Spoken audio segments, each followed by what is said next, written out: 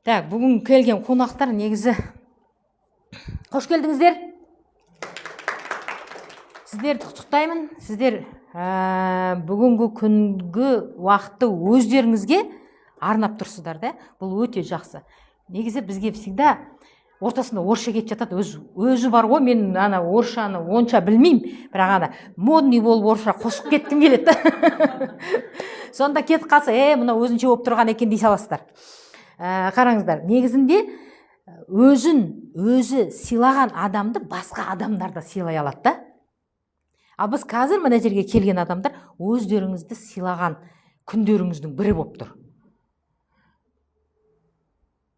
Мына қазақта мынандай мақал бар, бірінші байлық денсаулық, екінші байлық оңсаулық, үшінші байлық ақжаулық дейді. Мына Rich Factor компаниясы, мына компания денсаулық байлығын береді ме екен? Береді екен, Осы жерге келіп, алғанына өкініп қалған адам бар ма? Өкініп қалған адам жоқ, Өйткені бұл расында сіздің ағзаңызға берілетін тамақ. Ал енді бір жерге барып, қазір енді той-томалақ деген көп қой. Енді ана ащы суды қазір көп адам пайдаланып жүрген жоқ. Бірақ ащы суды кезінде ішіп, сол ішкенде өкініп қалған адамдар бар ма? Рас қой, Міне қараңыздар, біз жарнамалап жатырмыз адам ағзасына керек нәрсені, алып ішсе өкінбейтін нәрсені. Денсаулық байлық дегеніміз сол.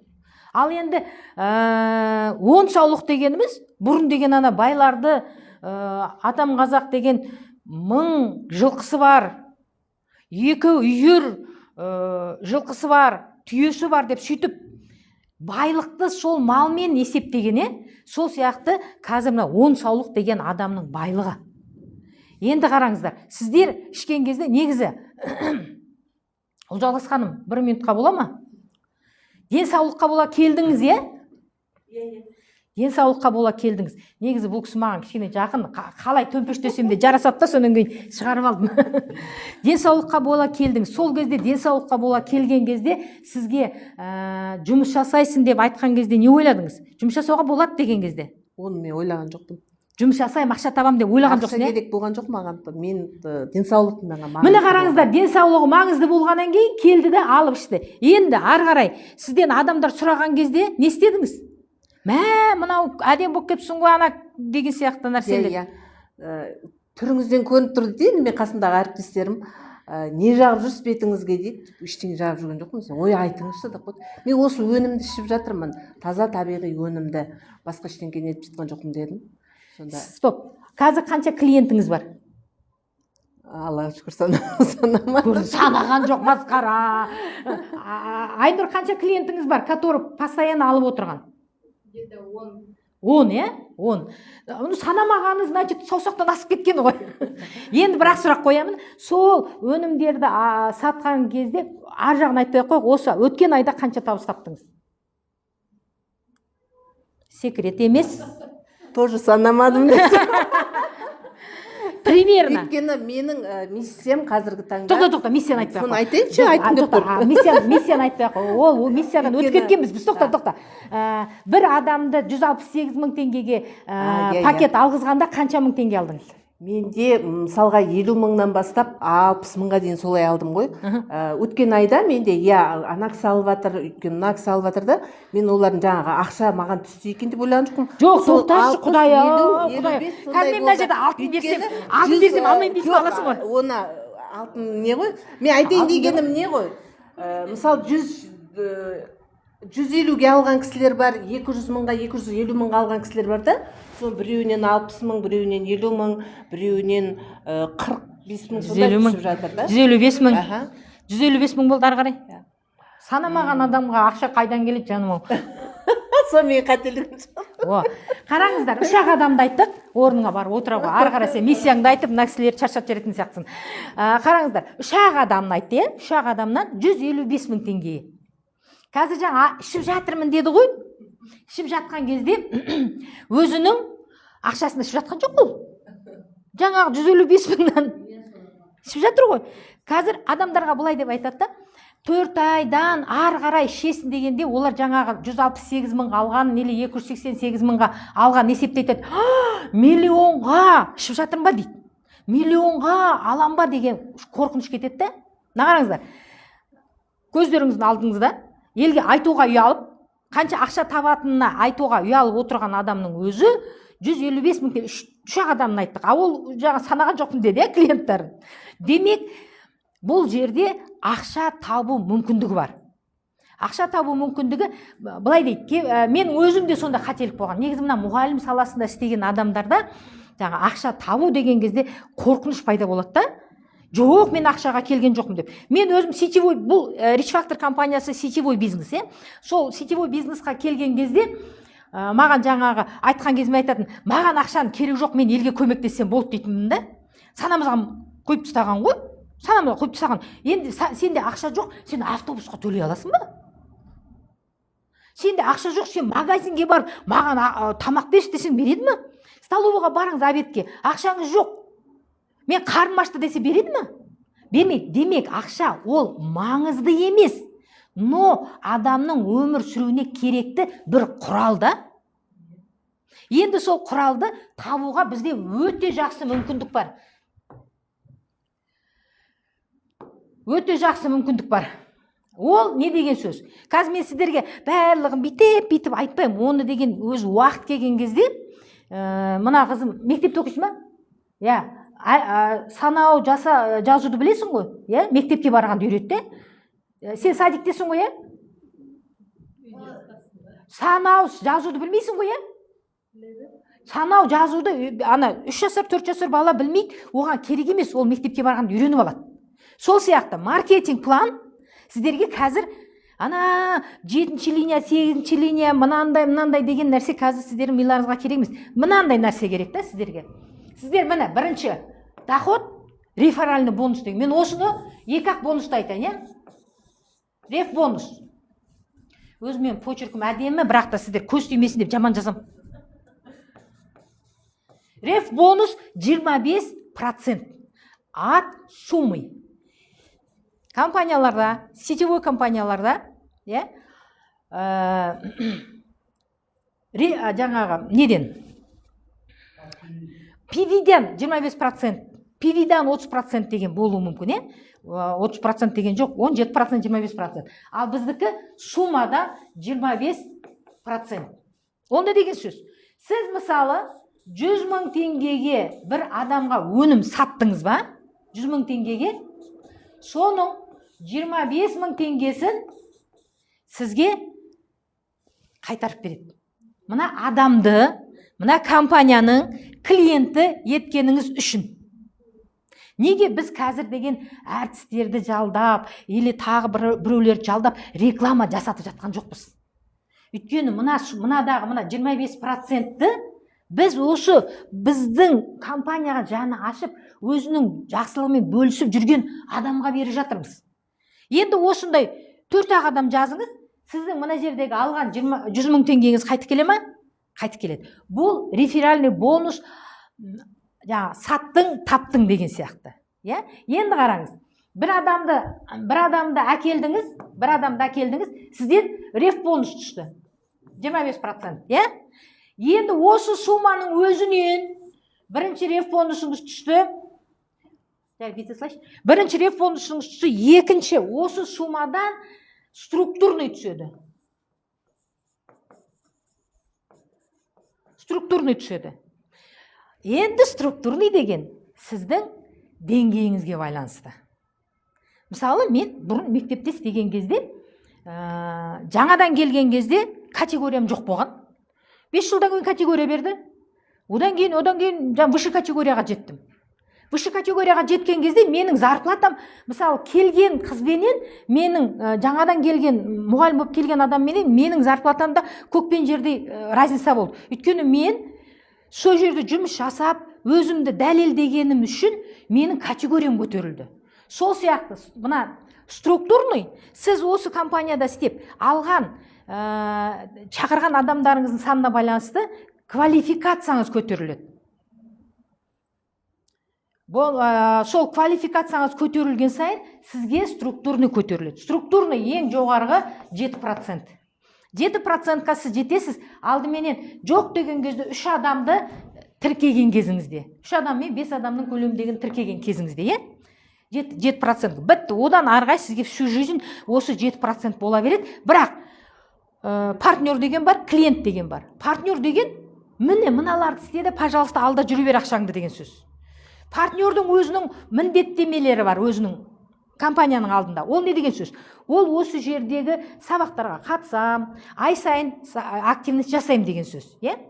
Енді ары активностьтен миллион табуға болады, оны сізді шақырған адам жақсылап тәлпіштеп түсіндіріп береді. Мен сіздерге осы екеуін 9 вид доходы бар.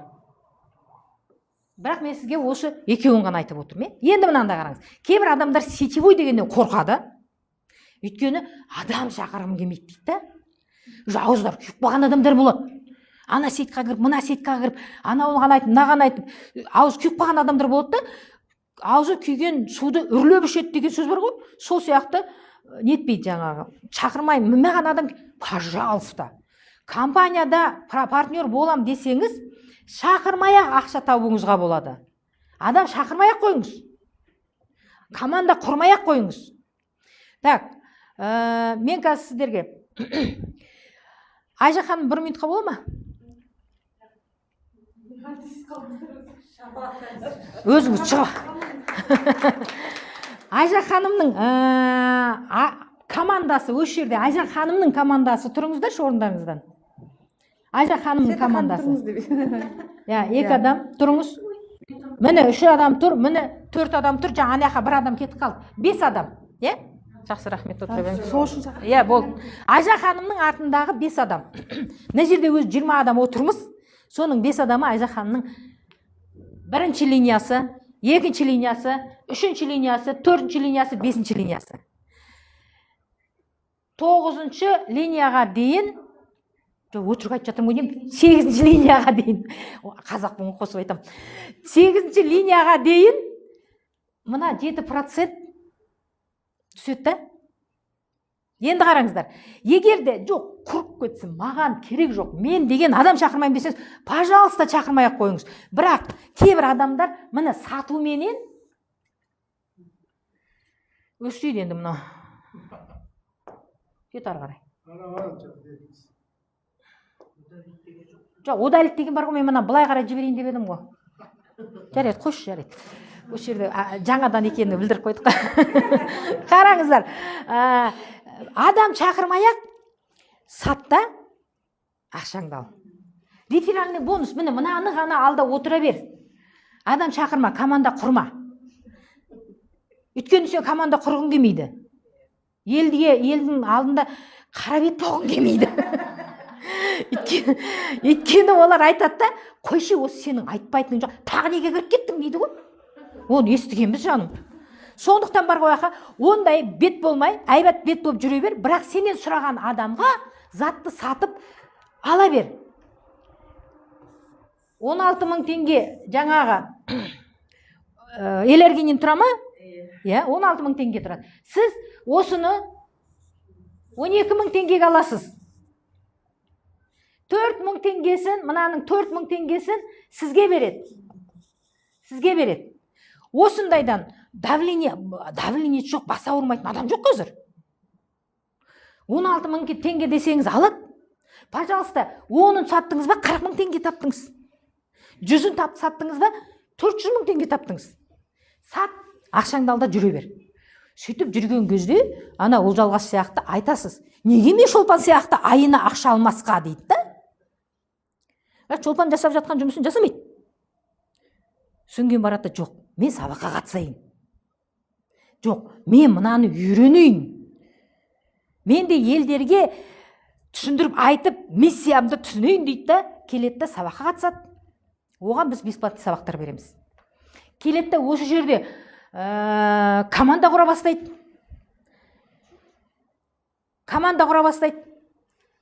Содан кейін баратта жаңағы структура кете береді. 1-ші линиясына 25 адам келді дей. 1-ші линиясына. Сол 25 адамнан ол базовый пакетті ғана алды дейік, 168 мың теңге. 168 мың теңгеден алды дейік. Енді осы 168 мыңнан 25% 42 мың теңге болады. 42 мың теңге болады. Енді қараңыз, осы 42 мың теңгені 25-ке көбейтіңіздерші. Реферальный бонус. Просто бір адамға пакет, жаңа базовый пакет сатың. Миллионнан асу керек.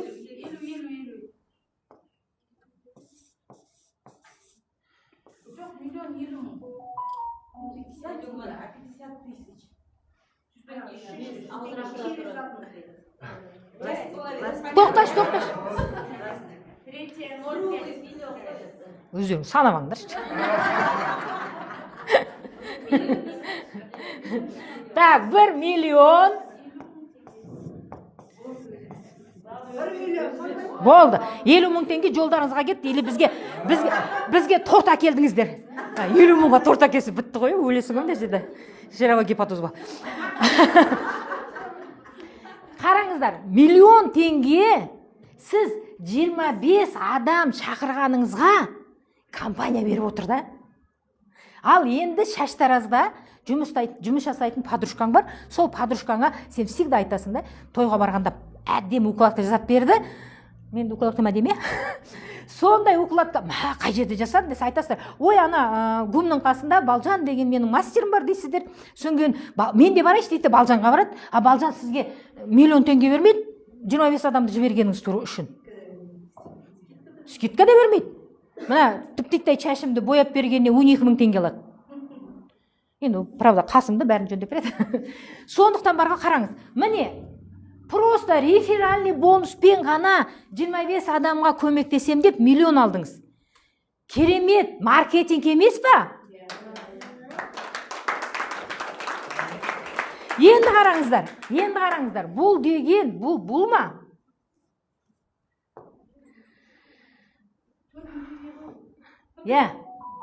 Бұл ма? Бұл жерде тағда масқара болып кеткен. Қызыл емес. Ана, просто бар ғой, қараңыздар. Мен бар ғой, сетевой бизнесқа келген кезде, негізі мен өзі мұғалім болғам, тәп-тәуір мұғалім болғам. Көрдіңіз бе? Тәп-тәуір мұғалім болғам. Сол кезде бизнесқа кетіп қалдым ғой. Қызық болды. Бизнесқа кеткенде мен 3 ұйықтасам түсімде болған емес. Бизнесқа кетіп қалатыным. Сонда жаңағы шет мемлекетке бардық, Пекинға бардық. Ұстазым Бутауль Алтаевна деген профессор, мықты ұстаз, бүкіл Қазақстан танитын. Сол кісі, мен жұмыс бабыменен Пекинға бардым. Сол кезде маған түрткі болған нәрсені айтқым келіп тұр да. Жаным, қыздарым, түше отырыңдаршы, әйтпесе ана кабинетке кіріп сурет салыңдаршы. Сонда жаңағы Пекинға барған кезімізде қыдырып жүрміз. Енді бір жағынан намысқа тиетін нәрсе, бір жағынан намысты оятатын нәрсе да. Короче, бір паркке барған кезде 70-ден асқан, 71-демін деме сондайдамын деді. Бір апа ләңгі теуіп жатыр да. Біздің ұлттық ойын ғой ләңгі деген, бала кезімізде тептік. Ана 70-ден асқан кемпір апа ләңгі теуіп тұр да, секіріп тұрып, еще айналып тұрады ғой, айналып қояды ғой. Менің ВКонтакте немде бар, если что, видеосы. Содан кейін барып, менде мынандай болды да, менің 70-ден, менің қазақ апам 70-ден асқан. Не істеп отыр? Мына кісі не істеп отыр? Менің қазақ апам екі тізесін уқалап, балалары крем әперсе әперді, әпермесе анаяқтан пучевка күтіп отыр. Кәртегенде көргенім ай деп. Ол бір, мен ойланатын нәрсе болды да, мен қазір өмірімді өзгертуім керек екен деп. Ол кезде мен кәдімгі тәп-тәуір ұстазбын, ғылыми завучпын. Сол күзінде мен деген директор болайын деп отырғам. Документін бәрін өткізіп қойып. Содан кейін барып, анау маған түрткі болды. Одан кейін екінші түрткі болған нәрсе, сол Пекинда бір неге спектакльге бардық. Дәл сол уақытта ең қымбат барған спектаклім болды. $100. Сонда жаңа спектакльде қараңыз, Европадан бір кемпір менен апа мен ата Европадан Пекинға ұшып келген спектакльді көруге. Спектакль көріп болғаннан кейін дейді, китайский ресторанға барып дейді, тамағымыз ішеміз де қайта ұшып кетеміз дейді. Талғардан әуезов театрына келіп, қағанатқа барып тамақ ішіп қайта кететін сияқты. Сөйтіп отыр да, қараңыздар, пенсияға шыққан кезде адамның өмірі басталады деген сондай да. Шу мен ойладым да, жоқ, мен өмірімді өзгертуім керек екен. Мен сол жерде отыра берсем директор болып, мен не көремін, не табамын. Пенсияға дейін нервтан нерв қалмайды. Ол бір. Директор болдың ба, қазан ұстаған қасық жалайды дейді, біреу взятка береді. Оны сен алуың керек. Өйткені сен аяқта беретін адамдарың бар. Аласың, жек көрішті боласың, ененің үстінде отырасың. Сөйтіп мен пенсияға шыққанша, ары кеткенше бір $1000 табармын. 2000 табуым мүмкін, бірақ ол маған не береді? Қазір мен күш қуатым бар кезде өмірімді өзгертуім керек екен дедім да, бизнес ашып кеттім. Ол бір бизнес кетті, бір бизнес кетті. Енді қараңыздар. Мына бизнес, мына сетевой бизнес бар ғой, ешқандай жауапкершілігіңізді қажет етпейтін бизнес қой.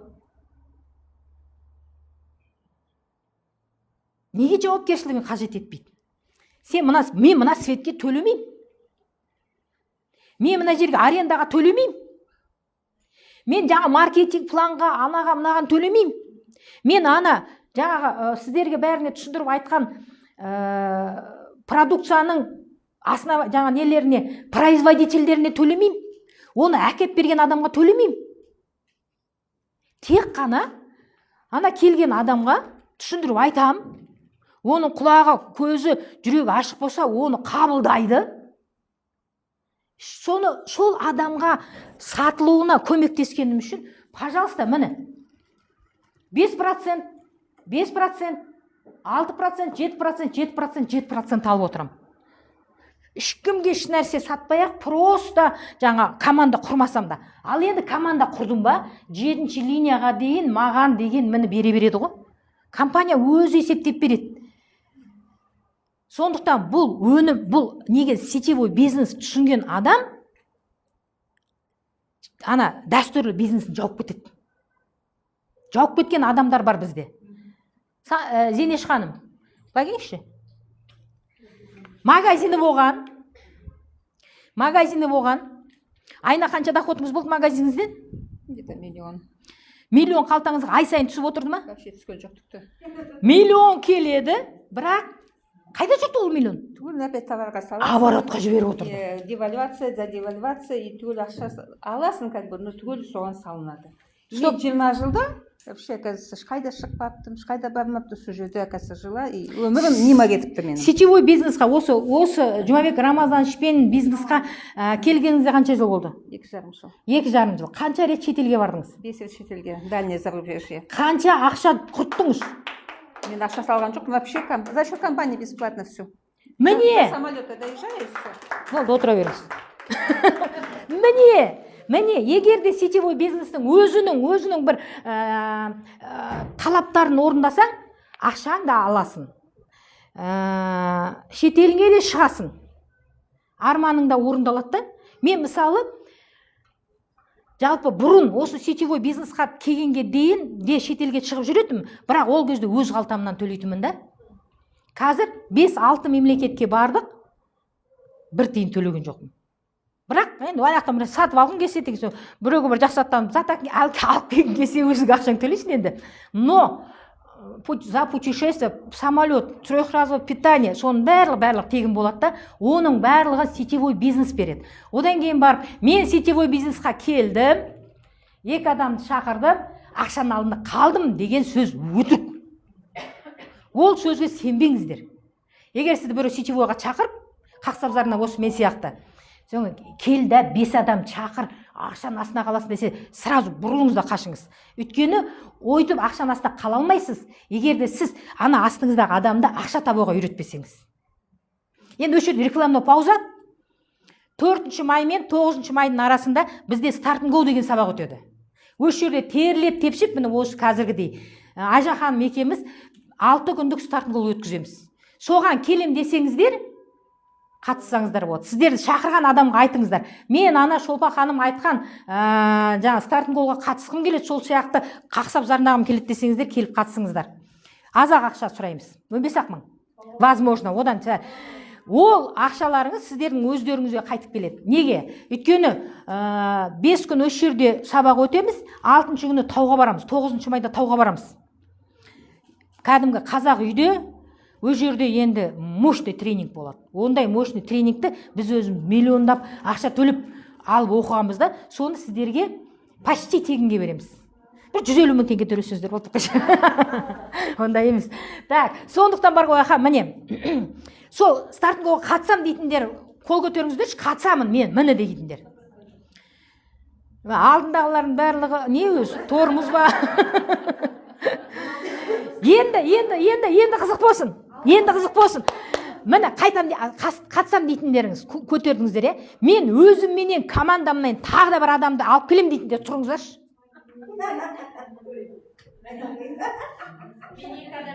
Так, 4-5 адам. Сен командаға атып келесің ба? Онда қарадамда 5 адам бар ғой. Осы Rich Factor'да болатын алғашқы триллионерлер. Өйткені олар басқаларға жақсылық жасағысы келіп тұр. Біз бұл жерде сетевой бизнесте, біз мына Rich Factor'да біз сіздерге мына өнімді сатпаймыз. Біз негізі сіздер өмір салттарыңызды өзгертуге болашақ сатамыз. Сіз бүгін продукция алдыңыз, алмаңыз, бер қараңызшы. Мына өнімді сізге қалай сатты? Осыны ішсең, ауырасың деді ма? Жоқ, жазыласың деді. Қашан жазыласың деді? Кеше ма, ертең ба? Жоқ, 6 ай ішесің. Міне, болашақта атыңыз кім? Әсем. Әсемге біз болашақты бердік. Аурусыз болашақты бердік. Өткен шағын емес. Енді бизнес жасағыңыз келе ма? Енді кішкене, результат көріп алайын деп бүгін бірінші рет келіп тұрмын. Ана балашсыздық ма? Қызыма. Ана балашсыздық, бері қарап тұрыңыз. Қорқпаңыз, мен жемеймін. Мен адам жейтін қасиетім жоқ. Мен сізге айтайын.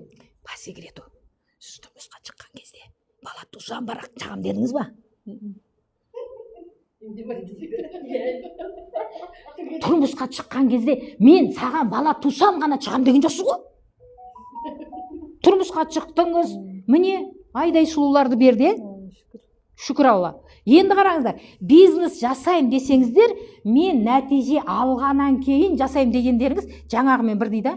Ал мен бала туып алайын, сол саған тием дегенмен бір дейді. Енді арға өзіңіз білесіз, менің де командам емес, сіз өзіңіз білесіз. Сондықтан қараңыздар, егер адамдарға жақсылық жасағыңыз келсе, мен алдымен өзім көрейін десеңіздер, жаднайсыздар. Ана кейбір түк көрмегендер бір нәрсесін тығып жеп жүреді ғой, сондай сияқты қаласыздар. Сондықтан мүмкіндігінше айғайлап айтыңыздар. Біз қазақ халқы, айғайлап жүріп, жарысап жүріп, той жасайтын адамбыз. Жарысап жүріп, денсаулық сыйлайтын адамбыз. Сондықтан, егер де қаласаңыздар, осы менен естіген нәрсені жоқ дегенде 5 адамға айтыңызшы, сол 5 адамның өмірін өзгертуге көмектесесіз. Мына өнімді іштіңіз ба? Жоқ дегенге 5 адамға мақтаңызшы. Мен қазір сіздің қызыңызды ұрып жіберсем, немесе жамандасам, сіз жаныңыз шығып кетеді ғой. Сол сияқты да мына Rich Factor'дың өнімі жаман десе біз жыртыламыз. Өйткені оның жақсысын көргенбіз. Rich Factor'да ақша таппайсың десе жыртыламыз. Өйткені чек номер 2 болған адаммын мен.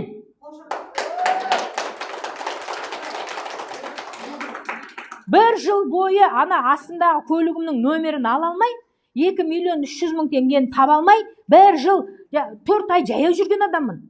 Осы компаниядан ақшам тауып, нөмерін алып, қазір деген пип-пип деп өтіп кетем қасынан. Өтірік жоқ, расымды айтып тұрмын.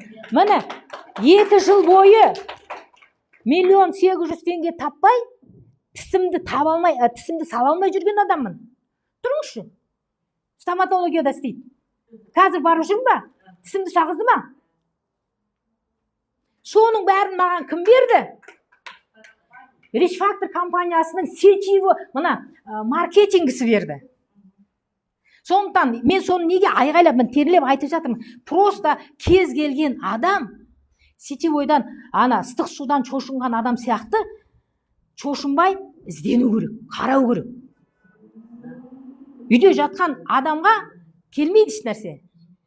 Қарның ашса хотя бы магазинге барып тамақ аласың ғой. Сол сияқты мен сетевойға келдіңіздер ма? Үйреніңіздер, көріңіздер. Тегін берілетін сабақтарға қатысыңыздар. Сіздермен бірге болған Шолпан Қасымжан.